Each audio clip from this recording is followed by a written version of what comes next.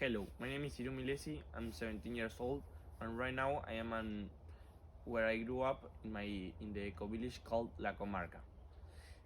This eco village is situated near Sauce, a small town in Canelones, Uruguay, and this is my family's greenhouse, where my father, as a agroecological farmer, work every day.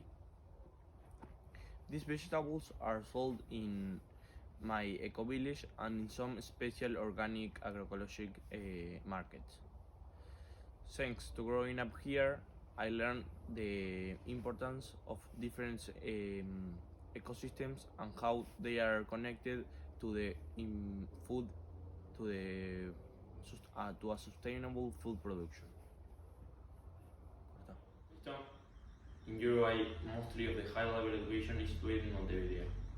For that reason, people that live in the countryside need to relocate in the city. My parents decided to buy a house for me and my brother to study. And the house they buy was an old battery shop and it needed a lot of work. My family and I made the decision to acquire the battery shop. Our intention was to renovate it. Initially, our plan seemed feasible on our observation and imagination. However, as we developed deeper into the project, we encountered unforeseen obstacles and complexities that exceeded our expectations. We had to confront challenges beyond what we had initially anticipated. Throughout the 1.5 year construction period, we constantly adapt and develop new strategies in response to various obstacles we found. I actively participate in the decision-making process while also observing the consideration my parents took into account. This made me learn a lot about decision-making in uncomfortable situations with external limitations. Despite the difficulties, all members of the family accept this challenge and committed to seeing it through. I felt uncertain and uncomfortable as I had never engaged in this type of work before. While my parents provide me with guidance, they too liked experience in construction. Anyway, due to the budget limits, we opted for a self-construction approach. This forces us to devise strategies and make decisions collectively to complete the project successfully. I will discuss the decision-making process within my community, La Comarca, an eco-village. From its inception, we have embraced a consensus-based approach to decision-making. This means that every individual in the community must agree with the proceed resolution. These decisions are taken at the monthly meeting, and in case of an emergency, it can be sooner. While the method may be time-consuming, this requires extensive dialogue where ideas, thought, information, and emotion are exchanged to reach a collective solution. Occasionally, we face problems or disagreements among the community members. In such situations, we hold additional meetings to go deeper into the issue, allowing us more opportunities and time to address the concerns. These smart gatherings facilitate a focused discussion, leading us through a consensus. I take great pride into this decision-making approach as it demonstrates a respect for diverse viewpoints and encourages the exploration of alternative possibilities.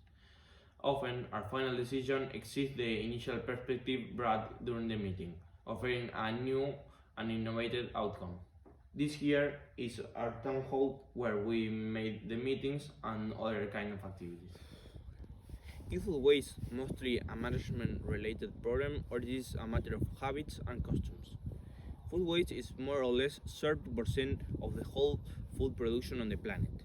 This doesn't mean we just throw away all that food. Its impact be far beyond that simple misuse. The substantial amount of energy expended in producing and transporting food often relies in fossil fuels, causing huge damage on the atmosphere. Additional uncountable hours of work are thrown away by many workers. Besides this, the whole ecosystem is devastated by the excessive use of pesticides and chemical fertilizers in the food production, and the cultivation methods like monoculture and deforestation causing huge damages to the soil, water, and the biodiversity. Moreover, it's important to note that this 30% static represents an average, and in certain regions, the percentage of food waste can be significantly higher, several times are due to cultural issues. Meanwhile, in other parts of the world, many people are experiencing food shortage and lack of access to an adequate food supply. Large-scale farming is causing two of the biggest problems that are harming the land and the life of rural farmers in Uruguay: soil deterioration and rural migration. I have the privilege of growing up in an eco-village where I learned the importance of taking care of the environment and connecting with nature.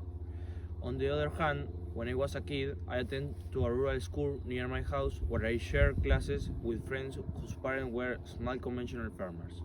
Sharing with them showed me how it was like to be a small farmer and the way they interact with nature and food production. At the same time, in Uruguay, the three biggest crops are soybean, rice, and eucalyptus trees, which devastate the soil, use a huge amount of water, pesticides, and chemical fertilizers that deteriorate the whole ecosystem. Adding to this harm, large-scale production causes a big rural migration to the city, where people that have been living their entire life in rural environments are forced to move to urban areas.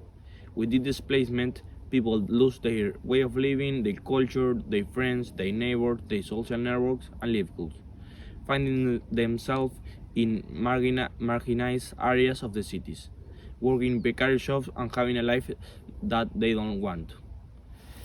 This here is my father's cat water that has 2.5 million liters less than the last year in the same time.